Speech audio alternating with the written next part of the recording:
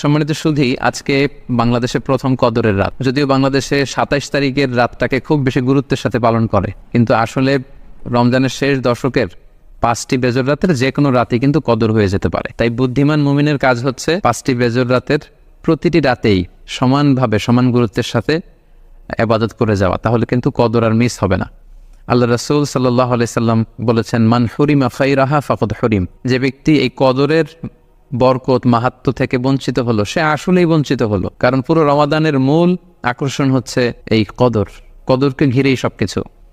So এই কদরের বরকত থেকে যারা বঞ্চিত হলো ফাকাদ হুরিম, তারা আসলেই বঞ্চিত। হি ইজ দ্য লুজার, সে আসলেই বঞ্চিত। আমরা বঞ্চিত হতে চাই না, আমরা গেইনার হতে চাই, আমরা বারাকা রহমত হাসিল করে নিতে চাই। আল্লাহ রাসূল সাল্লাল্লাহু আলাইহি ওয়াসাল্লাম ইরশাদ করেছেন, ফালতামিসু ফিল আশরিল আওয়াখির মিনাল ভিতর। রমজানের শেষ 10 দিনের মানে শেষ দশকের বেজর রাতগুলোতে কদর তালাশ করো। তার মানে বাংলাদেশে আজকে থেকে শুরু হয়ে গিয়েছে। তার মানে 21-এর রাত, 23-এর রাত, 25-এর রাত, 27-এর রাত এবং 29-এর রাত, এই 5টি বেজর রাত, অড নাইটসগুলো, 5টি রাতের যে কোনো একটি রাতেই কিন্তু কদর হয়ে যেতে পারে। এবং কালামুল্লাহ মাজিদে আল্লাহ তাআলা সূরাতুল কদর নামে একটি সূরা নাজিল করেছেন, যেখানে আল্লাহ বলছেন, লাইলাতুল কদরি খায়রুম মিন আলফি শাহর। কদরের রাত 1000 মাসের চেয়ে সেরা। 1000 মাসে হয় 83 বছর 4 মাস। তার মানে আজ রাতে যদি আমরা ইবাদতের মধ্য দিয়ে এই রাতটি কাটাতে পারি, তাহলে 83 বছর 4 মাস ইবাদত করলে যে পরিমাণে সওয়াব পাওয়া যাবে, আল্লাহ তাআলা ঠিক ওই পরিমাণে সওয়াব দিবেন, এটা আল্লাহ বলেননি। আল্লাহ বলেছেন খায়রুম মিন আলফি শাহর, তার চেয়েও বেশি পরিমাণ সওয়াব, ব্লেসিংস, মাহাত্ম্য আমরা অর্জন করতে পারবো। এবং সালামুন হিয়া হাত্তা মাতলাইল ফজর, ফজর পর্যন্ত, রাত থেকে মাগরিবের আজান থেকে শুরু করে ফজর পর্যন্ত পুরো সময়টাই কিন্তু কদরের বরকতময় রাত। এবং যখন কদরের রাত আসতো, আল্লাহ রাসূল সাল্লাল্লাহু আলাইহি ওয়াসাল্লাম ইবাদতে খুব বেশি নিমগ্ন হয়ে পড়তেন। সারা বছরের কখনো রাসূল সাল্লাল্লাহু আলাইহি ওয়াসাল্লাম সারা রাত জেগে ইবাদতের কোনো নজির পাওয়া যায় না, শুধু কদরের এই রাতগুলো ছাড়া বা রমজানের শেষ 10 দিনের এই সময়টুকুন ছাড়া। হাদিস শরীফে এসেছে, ইযা জা আল আশরা আহিয়াল লাইলা ওয়া আইকাযা আহলা ওয়া জাদ্দা ওয়া শাদ্দাল মিসার। রমজানের শেষ দশক যখন আসতো, আল্লাহ রাসূল সাল্লাল্লাহু আলাইহি ওয়াসাল্লাম সারা রাত জেগে ইবাদত করতেন, সারা রাত দাঁড়িয়ে দাঁড়িয়ে তিনি ইবাদত করতেন। ওনার ফ্যামিলি মেম্বার্সের মধ্যে থেকে কেউ ঘুমিয়ে থাকলে তাদেরকে উঠিয়ে দিতেন এবং তিনি কোমরে গামছা বেঁধে ইবাদতে লেগে পড়তেন। এখানে রূপকর্থে কোমরে গামছা বেঁধে বোঝানো হচ্ছে মানে ইবাদত করার জন্য তিনি এতই উদ্গ্রীব হয়ে পড়তেন, কখনো বছরের কোনো সময়ে এতটা উদ্গ্রীবতা রাসূল সাল্লাল্লাহু আলাইহি ওয়াসাল্লামের মধ্যে দেখা যেত না। এবং আল্লাহর হাবিব সাল্লাল্লাহু আলাইহি ওয়াসাল্লাম ইরশাদ করেছেন, মান কামা লাইলাতাল কদরি ঈমানা ওয়া ইহতিসাবা গুফিরা লাহু মা তাকাদ্দামা মিন যামবি। যে ব্যক্তি এই কদরের রাতে কিয়ামুল লাইল করবে, আল্লাহ তাআলা তার পূর্বের সব গুনাহ মাফ করে দেবে।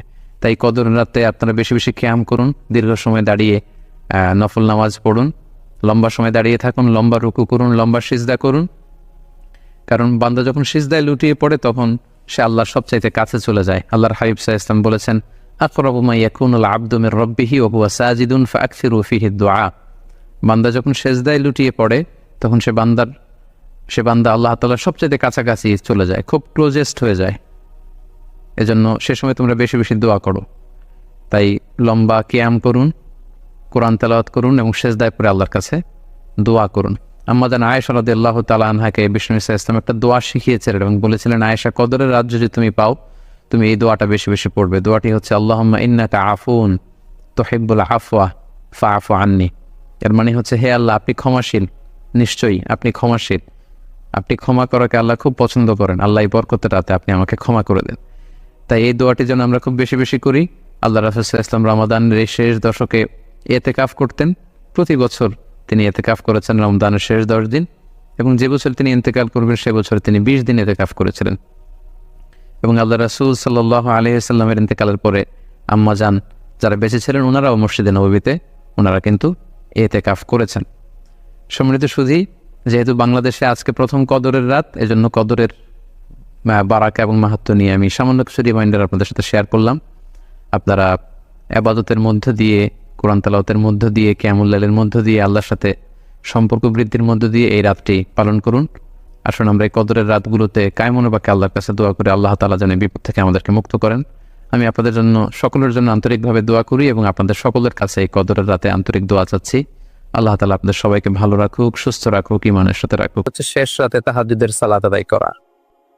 বছরের অন্য সময়গুলোতে রাত 4টার দিকে উঠে আসলে অনেকের পক্ষেই তাহাজ্জুদের সালাত আদায় করা সম্ভব হয়ে ওঠে না।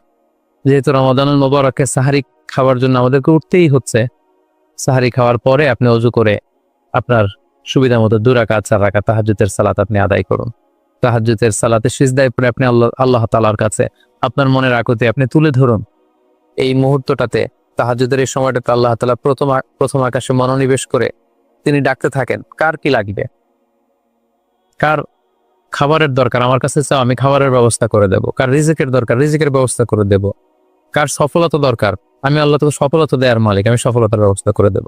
যে মুহূর্তটুকুতে বা যে সময়ে আল্লাহ তাআলা আমাদেরকে দেওয়ার জন্য তিনি আমাদেরকে ডাকছেন, আমাদেরকে দেওয়ার জন্য তিনি বসে আছেন, প্রস্তুত আহ্বান করছেন, কিন্তু আমরা সেই আহ্বানে সাড়া দিচ্ছি না। তাই রমাদানুল মুবারকে তাহাজ্জুদের সালাতের অভ্যাস করার একটা সুবর্ণ সুযোগ কিন্তু আমাদের আসছে। যেহেতু সাহরি খেতে আমরা উঠবই, উঠে আমরা তাহাজ্জুদের সালাত আদায় করেন। এবং সর্বশেষ পয়েন্ট হচ্ছে রমাদানুল মুবারকের মূল আকর্ষণ হচ্ছে রমাদানুল মুবারকের শেষ দশকে, অর্থাৎ রমাদানের কদরের রাতগুলো হচ্ছে লাস্ট 10 days অফ রমাদানে। আল্লাহ রাসূল সাল্লাল্লাহু আলাইহি ওয়াসাল্লাম ইরশাদ করেছেন, ফালতামিসু ফিল আশরিল আওয়াখিরি মিনাল বিতর, রমাদানের শেষ দশকের বেজর রাত্রিগুলোতে তোমরা কদরের রাত তালাশ করো। তাই আপনারা যখন প্ল্যান করতে বসবেন, এখনই ক্যালেন্ডার সামনে নিয়ে রমজানের শেষ দশক কত তারিখ থেকে কত তারিখ পরে প্ল্যান করে নিন, এবং অড নাইটগুলো বেজর রাত্রিগুলো কোন কোন রাত্রিগুলো হতে পারে এখনই প্ল্যান করে নিন। যত ধরনের ব্যস্ততা, যত ধরনের ঝামেলা, যত ধরনের দায়িত্ব, এই কাজগুলোকে আপনি আগে পরে সেরে নেবেন, কিন্তু এই 10 দিনের স্পেশাল টাইমটাকে আমাদের ইবাদতের জন্য রাখা উচিত। আল্লাহ রাসূল সাল্লাল্লাহু আলাইহি ওয়াসাল্লাম রমজানের শেষ দশকে যখন তিনি পৌঁছতেন, তিনি তখন এমন ভাবে ইবাদত করতেন, তিনি কাউকে চিনতেন না, কারোর সাথে বেশি কথা বলতে চাইতেন না। তিনি রাতে সারা রাত জেগে থাকতেন, ফ্যামিলি মেম্বারদেরকে উঠিয়ে দিতেন, জাদ্দা ওয়া শাদ্দাল মি'সার, কোমরে গামছা বেঁধে তিনি ইবাদতে লেগে পড়তেন। এই শেষ দশকে তিনি এত ইবাদত করতেন, বছরের কোনো সময়ে আল্লাহ রাসূল সাল্লাল্লাহু আলাইহি ওয়াসাল্লামকে এত বেশি ইবাদত করতে কিন্তু দেখা যেত না। তাই এই শেষ দশকের বেজর রাত্রিগুলো যেন আমরা মিস না করি, এবং শুধু 27 রমজানে আমরা কদর হিসেবে পালন করব, ব্যাপারটা যেন এমন না হয়ে যায়। কারণ যদি কোনো কারণে কদর মিস হয়ে যায়, এটা হচ্ছে খায়রুম মিন আলফি শাহর, 1000 মাসের চেয়েও সেরা। ওই এক রাতের ইবাদত হচ্ছে 1000 মাসের ইবাদতের সমান। এবং আল্লাহর হাবিব সাল্লাল্লাহু আলাইহি ওয়াসাল্লাম বলেছেন, মান হুরিমা খায়রাহা ফাকাদ হুরিম, যে কদরের রাতের বরকত থেকে বঞ্চিত হলো, হি ইজ দ্য লুজার। এই বরকতের মাসে নিশ্চয়ই আমরা কেউই লুজার হতে চাই না, আমরা সবাই গেইনার হতে চাই। আমরা যদি গেইনার হতে চাই, রমাদানের সর্বোচ্চ বরকতটুকু যদি আমরা হাসিল করতে চাই, লাস্ট 10 days অফ রমাদান, রমজানের শেষ দশকের বেজর রাত্রিগুলো যেন আমরা খুবই আন্তরিকতার সাথে সিনসিয়ারলি ইবাদত করে কদরের বরকত হাসিল করবার চেষ্টা করি। সম্মানিত দিনী ভাই এবং বোনেরা, সংক্ষিপ্ত পরিসরে রমাদান কেন্দ্রিক আমাদের প্ল্যান কেমন হওয়া উচিত এবং সেই প্ল্যান বা পরিকল্পনাতে কোন কোন বিষয়গুলো আমাদের খেয়াল রাখা উচিত, এই বিষয়ে সংক্ষিপ্ত পরিসরে আমি আলোচনা করলাম। আশা করি এগুলো যদি আমরা খেয়াল রাখি, তাহলে খুব ফ্রুটফুল এবং প্রোডাক্টিভ ওয়েতে আমরা আমাদের রমাদানকে কাটাতে পারবো। আমরা গত বছর আমাদের অনেক প্রিয়জনদের সাথে একসাথে রমাদান কাটিয়েছি, তাদের অনেকে কিন্তু এবছর আমাদের সাথে নেই, এবং আমাদের অনেক প্রিয়জনদেরকে হারিয়েছি। আমরা এই রমাদান কারা পুরো রমাদান পাবো আমরা জানি না, আবার আগামী বছরের রমাদান পর্যন্ত আমরা বেঁচে থাকবো কিনা সেটাও আমরা জানি না। সো এই রমাদান হতে পারে আমাদের জীবনের শেষ রমাদান। আমাদের we should consider this Ramadan the last and final chance in all life. আমাদের এভাবে চিন্তা করা উচিত যে হতে পারে এটা আমার জীবনের শেষ রমাদান, তাই আমার গুনাহ মাফের একটা সুবর্ণ সুযোগ হচ্ছে এই রমাদান মাস।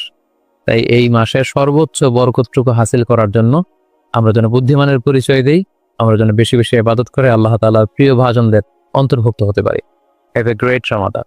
আসসালামু আলাইকুম ওয়া রাহমাতুল্লাহি ওয়া বারাকাতুহু।